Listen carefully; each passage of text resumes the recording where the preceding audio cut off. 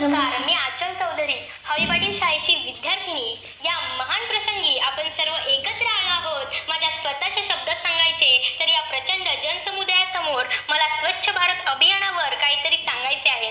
विशेषतः संपूर्ण भारतभर आपल्या सभोवतालच्या स्वच्छतेची वाढती गरज लक्षात घेऊन मी हा विषय निवडला आहे, जो देशाच्या सर्व नागरिकांच्या सहकार्याने आणि प्रयत्नांनीच यशस्वी होऊ शकतो.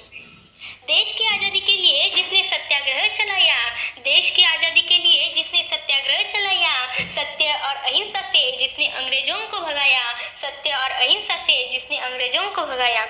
आओ मिलकर मनाए उनका जन्मदिन, आओ मिलकर मनाए उनका जन्मदिन, जिसने हमारे देश को गुलामी से आज़ाद कर दिया, जिसने हमारे देश को गुलामी से आज़ाद कर दिया.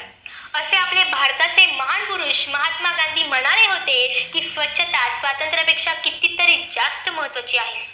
गरिबी, शिक्षणाचा अभाव, स्वच्छतेचा अभाव आणि इतर सामाजिक समस्यांमुळे भारत अजूनही विकसनशील देश आहे.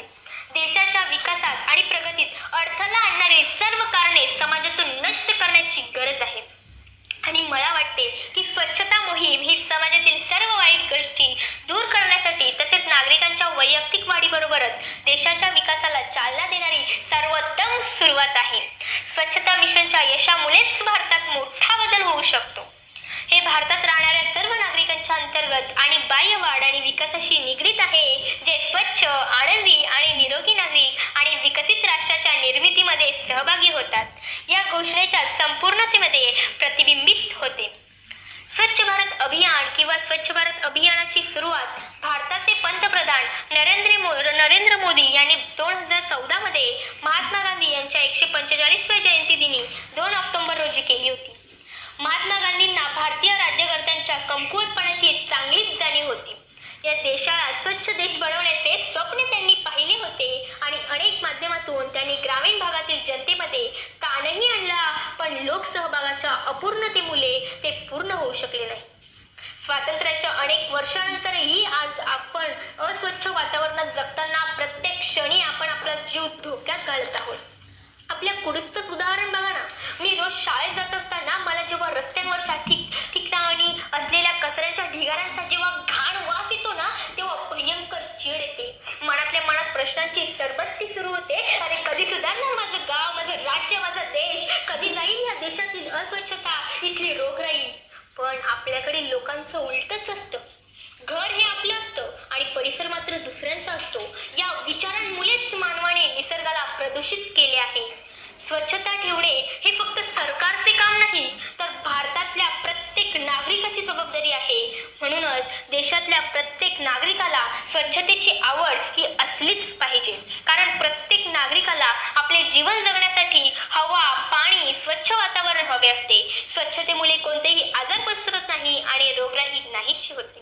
त्यामुळे काल संपूर्ण भारतभर स्वच्छता अभियान राबवण्यात आले आणि संपूर्ण भारतभर विद्यार्थ्यांच्या कलागुणांना वाव मिळण्यासाठी विविध स्पर्धांचे जसे की वक्तृत्व स्पर्धा, चित्रकला स्पर्धा, निबंध स्पर्धा इत्यादी स्पर्धांचे आयोजन करण्यात आले.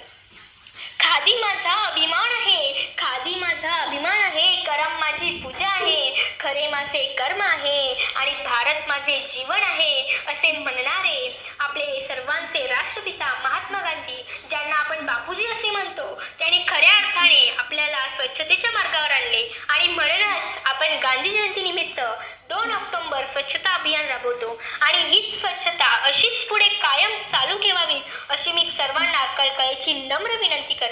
आणि शेवटी एवढंच म्हणेन, दे दी हमें आजादी बिना खड़क बिना ढाल, दे दी हमें आजादी बिना खड़क बिना ढाल, साबरमती के संत तूने कर दिया कमाल, साबरमती के संत तूने कर दिया कमाल. एवढे बोलून मी माझे भाषण संपवते. जय हिंद, जय भारत. धन्यवाद. आपला जिल्हा पालघर जिल्हा. पालघर जिल्ह्यातील घडामोडी पाहण्याकरिता पालघर न्यूज नेटवर्क हे चॅनल जरूर पहा.